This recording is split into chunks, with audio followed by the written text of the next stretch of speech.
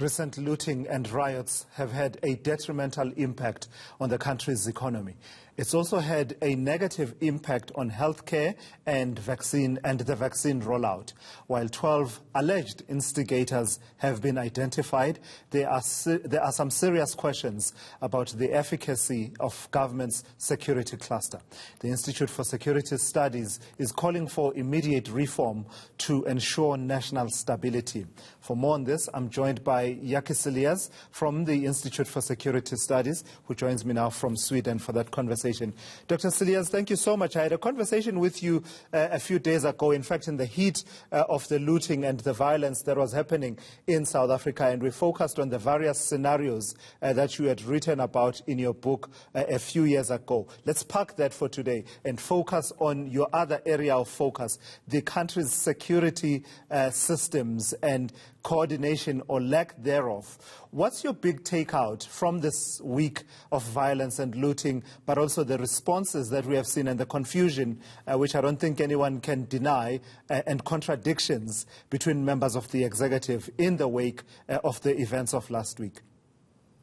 Thulasizwe, thank you very much for the invitation. Yes, I think the big takeaway is that President Ramaphosa has, since he has come into office, focused significantly on investment, on economic reform to get the economy going. And over time, growth particularly in the formal South African sector will help to alleviate the challenges of inequality, xenophobia and joblessness in the country.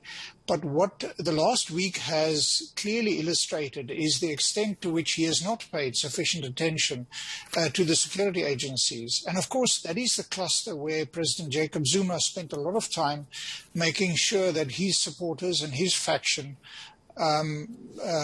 are located, and particularly in the intelligence community, which was instrumentalized in the run-up to the factional battles during which he was elected. So I'm hoping that South Africa and government will wake up to the importance of really implementing the recommendations set out by Dr. Mufamadi's panel, and really take policing on intelligence, and really take policing reform seriously, as well as look at the Department of Defense and the Department of Home Affairs in a way that doesn't prepare them for the challenges of the past, but prepares particularly defense for the real tasks at hand. And those tasks at hand include border security, support to the police, peacekeeping, and so on. They are not the traditional orientation that we have led to believe we are preparing our Department of Defense too. So, I think for me, there is a real requirement to focus on the security cluster. We are going to be faced with violence and instability for years to come in South Africa, given our challenges. And we've seen in the neighborhood what's happening in Cabo Delgado and Eswatini. So we live in a rough neighborhood and need to prepare for that. So security cluster is a neat tag that, in a way, Dr. Culliers, masks the depth of the crisis we face. And in the piece that you have written for Institute for Security Studies, I like how you break it down, because it had not occurred to me that we say security cluster, but we're dealing with individual departments which are, importantly, each one of them are facing their own challenges. And one of the things you say about the intelligence structures, for example, you say it is clear that South Africa has an intelligence service in name only. What do you mean by that? Yes, I mean, the Mufamadi panel findings were devastating. We've seen this. I mean, we have a situation where cabinet ministers, never mind that they can't agree on what has happened in South Africa, they even dispute whether the one has handed a report to the other one. And then we have, I think, generally a situation where I don't think other departments will believe anything that comes from State Security Agency. It is entirely dysfunctional. It cannot be audited. And apparently, according to government, has been involved in the situation, in facilitating, organizing, whatever term you want to use, instigating some of the violence in South Africa.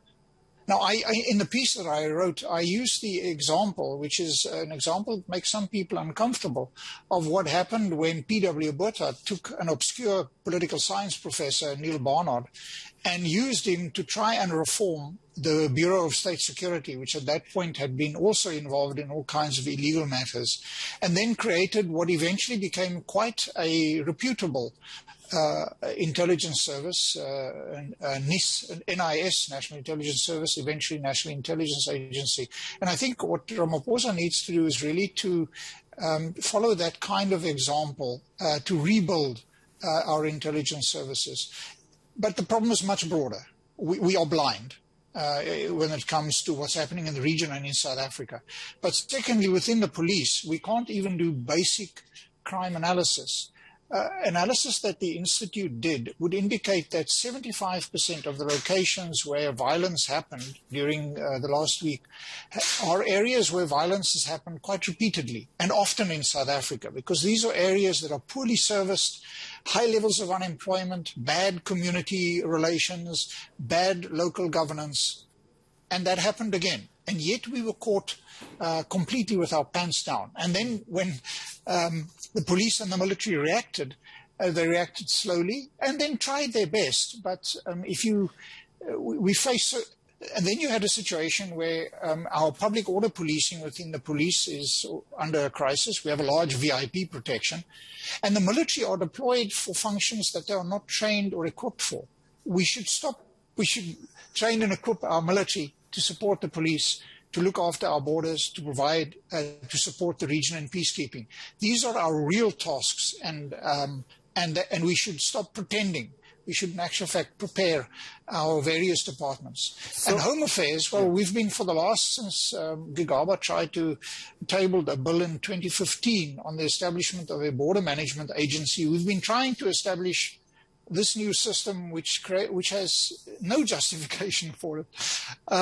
We should rather capacitate Home Affairs and various tax authorities and the military to undertake and to provide border and area protection in South Africa.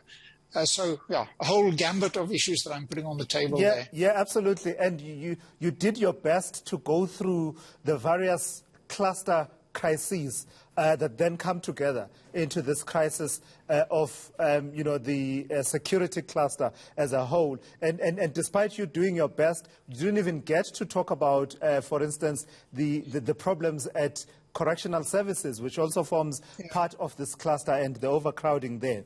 Talk to me about the impact of budget cuts and failure to commit financial resources to some of these departments. I mean, I see the statement from the police committee in Parliament talks about an 11.8 billion rand cut to the police budget, as well as the failure to bring on board the cohorts for 2 years of new recruits. But we also know, for instance, in terms of defense, we spend less than 1% of our GDP on defense, yet when things go south, we are crying, deploy the military now, and don't understand when people say it will take a while. We will need to rearrange resources to be able to respond timeously. So let's take this pipeline of the security cluster and deal with them in sequence. Intelligence, nobody knows what's happening in intelligence. What we do know is that several hundred millions of rand have been misappropriated for party political factional purposes. So certainly you can't give intelligence more money until you know what's happening with the existing money. And there is a culture of secrecy that needs to be broken. We need much more oversight within. Let's go then to police. Police have had more than 100% increase in the budget over the last decade. They have more than enough money.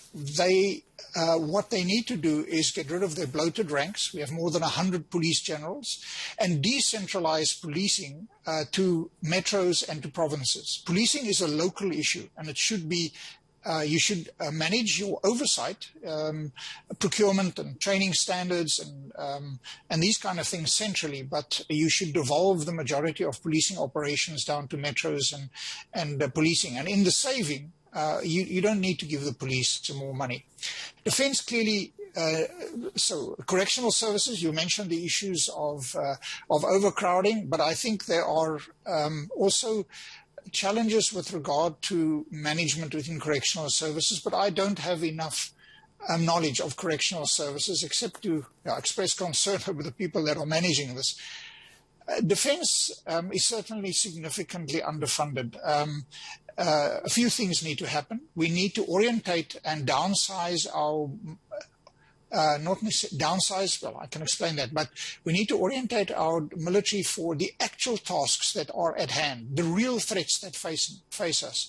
And that is not some type of conventional attack from any of our neighbors. It is supporting our neighbors for peacekeeping, helping in Cabo Delgado, etc., looking after our borders, and then serving as an emergency response system in South Africa.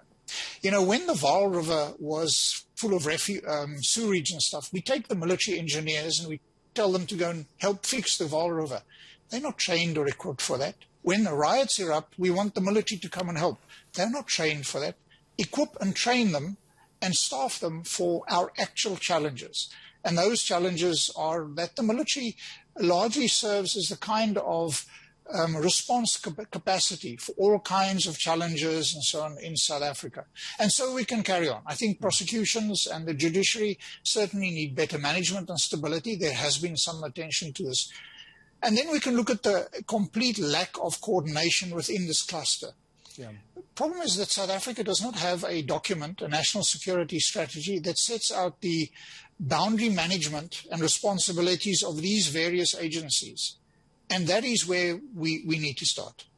All right. Thank you so much for that. Dr. Jakkie Culliers from the Institute for Security Studies, joining us there from Sweden. He is the head of African Futures and Innovation at ISS Pretoria, weighing in on all of these issues. Hopefully someone, somewhere in government, in the executive, is watching and perhaps taking something out of this. I mean, Dr. Culliers going as far as to call for South Africa needs to unwind and reconstitute its intelligence services, including the military, and saying that it's not unacceptable to draw lessons to what the apartheid regime did in terms of rejigging its national intelligence services at the time under Neil Barnard, and saying, President Ramaphosa, you need to do the same. Find someone with the appropriate knowledge, integrity and backbone to strip and rebuild the department. The ball is in your court, Mr. President.